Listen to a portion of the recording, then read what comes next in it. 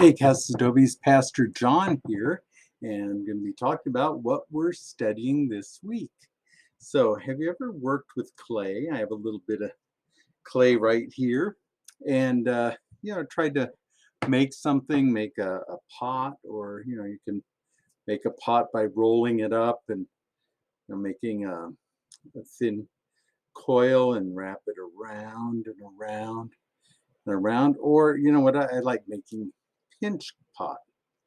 A pinch pot, you just kind of pinch it and go around and around and around and see what happens and how the pot starts taking form. Look at that.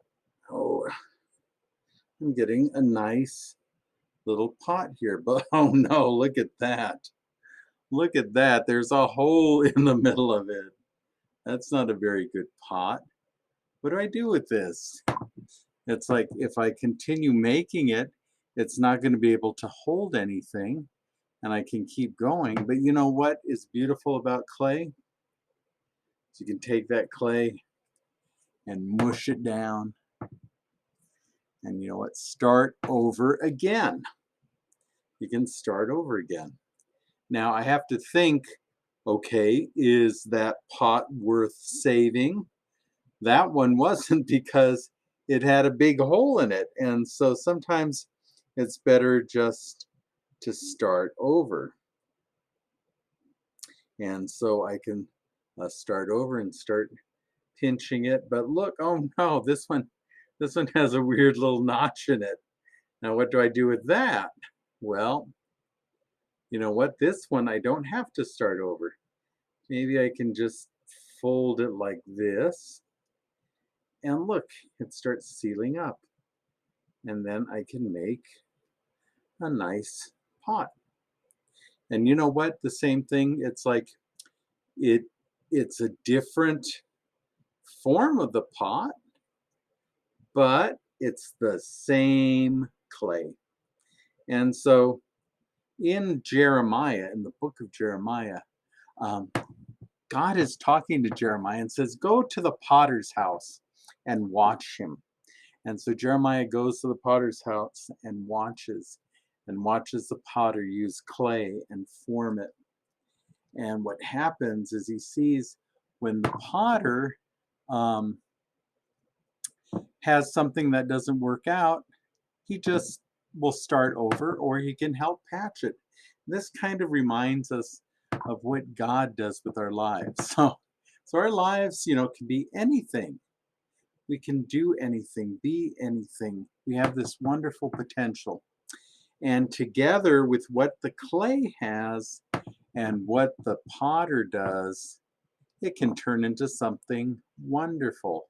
And so Jeremiah says, you know what, we should help and sometimes look to God and see if something is worth keeping in our lives or if there's a way that we can reshape it and transform it.